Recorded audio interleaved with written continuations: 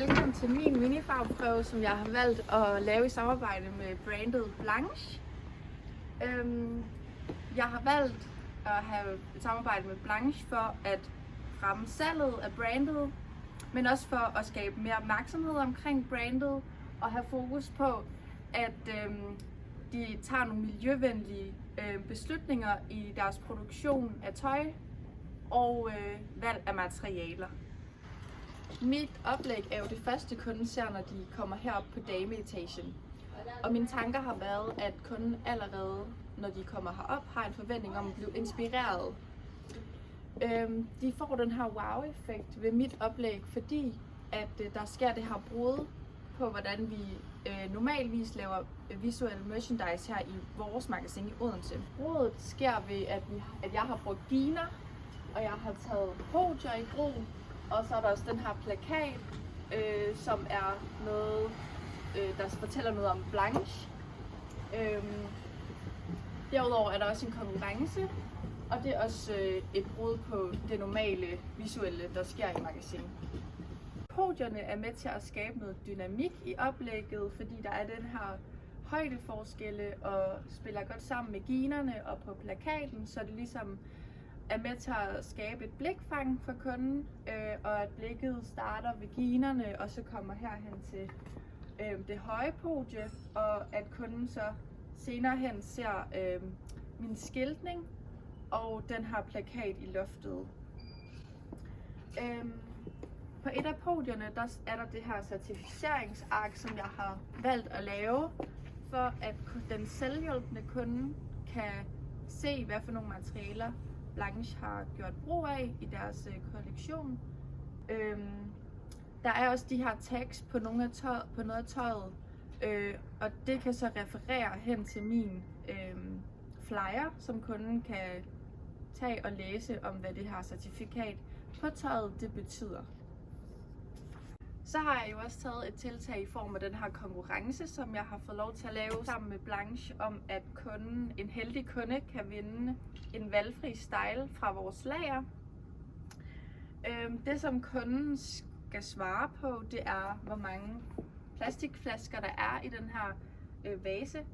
Og jeg har valgt, at det skal være plastikflasker igen for at skabe den her røde tråd til de her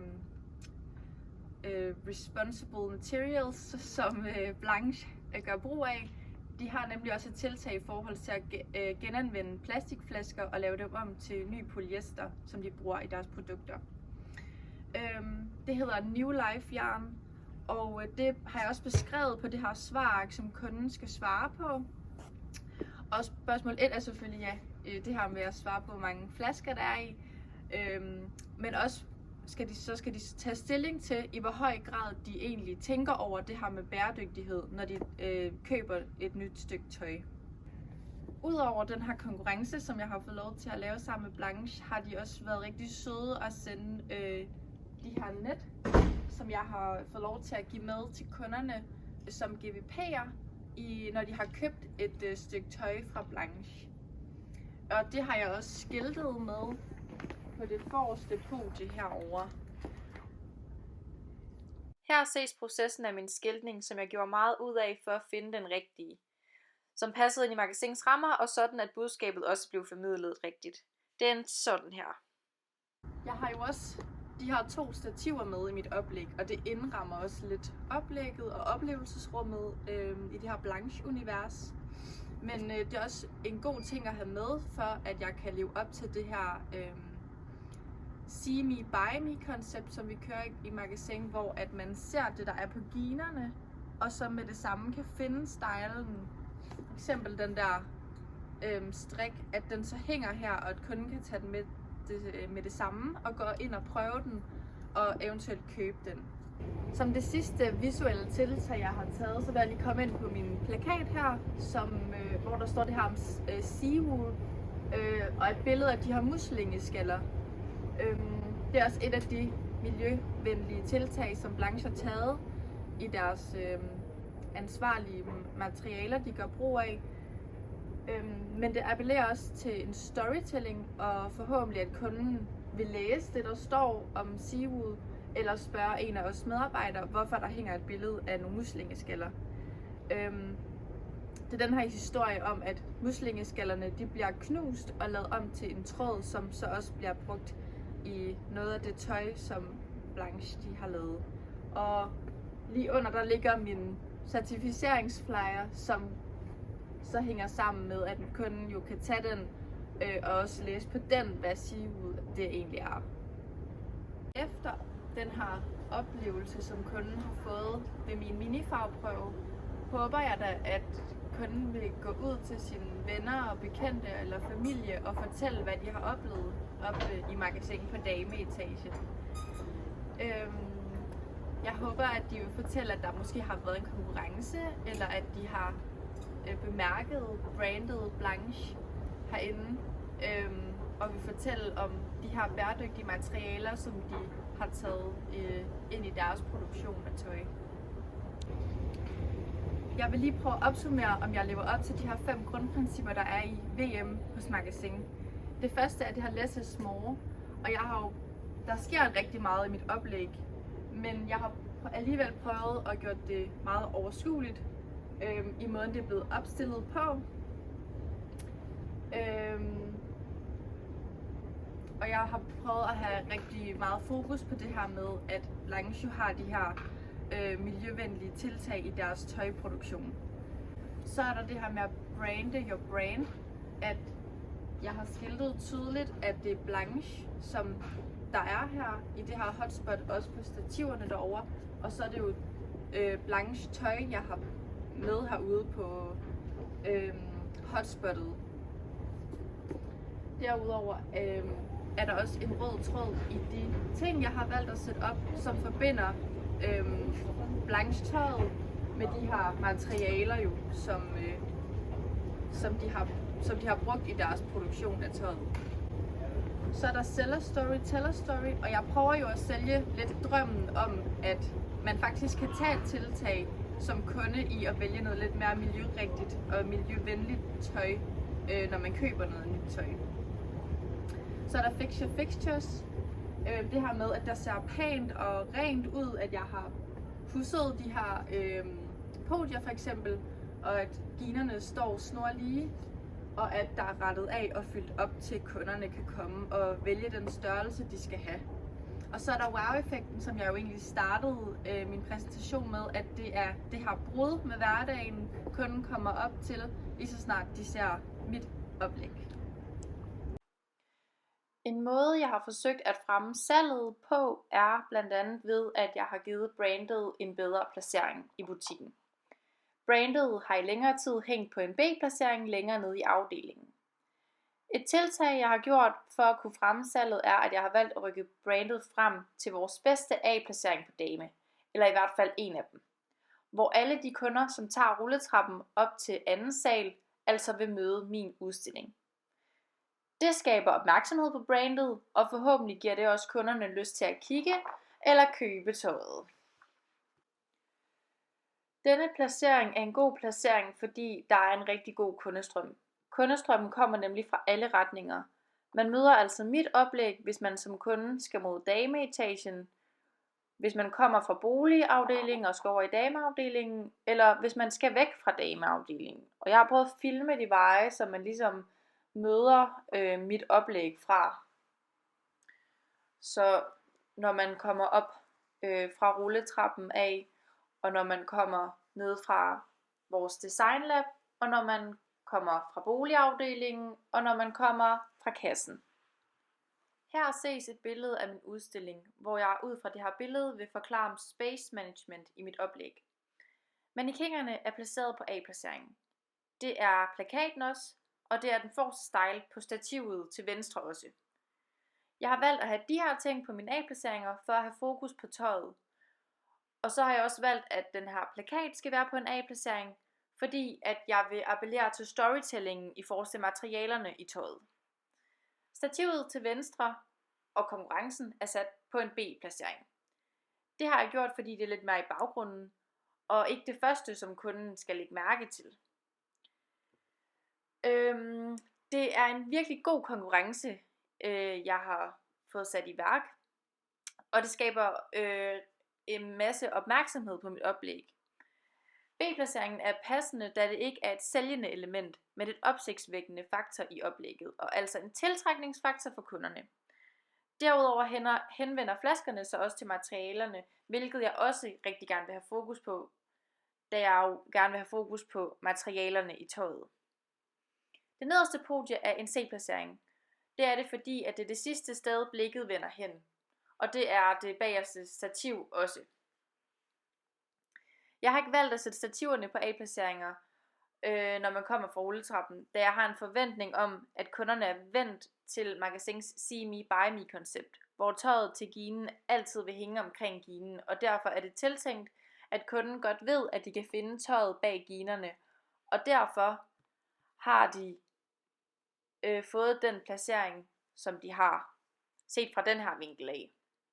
Dog, hvis man kommer fra en anden retning, så vil placeringen være helt anderledes, og derfor, afhængig af hvor kunden kommer fra, er det forskelligt, hvad der er A, B og C placering. I forhold til de eksponeringsformer, som jeg har gjort brug af, er hovedeksponeringsformen nok speciale eksponering. Det er det, fordi at det er en udstilling af blanche, hvor jeg har valgt at fremvise deres sortiment på en A-placering, og altså også have fokus på deres materialer. Derudover har jeg også gjort brug af sameksponering. Det er sameksponering på mannequinerne, et godt eksempel på, hvor jeg har sammensat forskellige varegrupper inden for tøj, og også valgt at tage nogle sko med i oplægget nede fra skoafdelingen. Jeg prøver altså at sælge looket, så hvis de falder for én ting, kan de måske lokkes til at købe en ting mere for at få hele looket. Min minifarveprøve løb ind i Black Week, og derfor er der her et stativ med 25% på, og resten er stadigvæk nyheder. Jeg håbede, at det ville sætte lidt mere gang i mit salg, fordi der nu også var nogle tilbudsvarer med i mit oplæg. Nu er det nogle uger siden, at jeg afsluttede min minifarveprøve, og jeg vil lige prøve at komme med en konklusion på, hvordan det egentlig er gået. Jeg nåede ikke helt mit mål om at op og tjene 5.000 kroner i ugen, og altså ramme indeks 333. Men jeg ramte indeks 191, så jeg endte på grønne tal. Og det var altså indeks 191 mod samme uge sidste år. Så jeg fik der øget omsætningen en smule. I forhold til budgettet endte jeg på indeks 112, så også grønne tal, selvom at på tabellen er de faktisk røde. Og i forhold til året er Blanche også rigtig godt med på et indeks, der hedder 108 imod budgettet. Så det er også meget godt. Eller det kunne jo godt have været bedre, og jeg ville jo gerne have haft, at det var bedre, men vi er i hvert fald nået det, vi skulle på tallene. Så det er jo en god ting. I forhold til at analysere på, hvordan det kan være, at det ikke er gået lige så godt, som jeg gerne ville have, at det skulle have gået, der har jeg kigget lidt på det her VTPMP, hvor at det har været den rigtige vare. Altså det var Blanche AV kollektion, så det har været efterårsvarer, som jeg har haft inde. Om det har været det rigtige tidspunkt, det har været på, kunne godt været et forkert tidspunkt måske, fordi at det har været op til Black Friday, og hele ugen har folk nok holdt lidt på deres penge. Dog havde jeg jo nogle varer med i løbet af ugen, og det er også lidt senere på ugen, at der måske er blevet solgt nogle lidt dyrere ting, fordi at de netop har været på de her 25%. Men ja, folk har holdt lidt på deres penge, og ja, altså det er også nogle lidt dyrere varer, som der er så i forhold til prisen, som også er en af de her faktorer i de her VTPMP. Om prisen er den rigtige, så er det ikke priser, der ligger til impulskøb. Det billigste, det er 500 kroner, og det er altså for et net. Så jeg tror, at folk de vælger at prioritere lidt anderledes med deres penge. Vi er også i en tid med inflation, så derfor kan man godt mærke, at der bliver holdt lidt mere på pengene. Om det er den rigtige mængde, der har været der. Altså der har været en af hver størrelse, af hver style. Så der har været et godt sortiment, og der har ikke bare hængt én ting af hver style, men der har været i alle størrelser. Men Der har heller ikke hængt proppet, så jeg vil sige, at der har været den rigtige mængde, og det har set eksklusivt ud, og så har det også levet op til Blanche. Hvad skal man sige, at det er også et eksklusivt brand, så derfor så skal det også se eksklusivt ud på stativerne. Og det lever også op til at Magasin, at der ikke hænger 10 stykker af hver style. Og så det sidste, det her med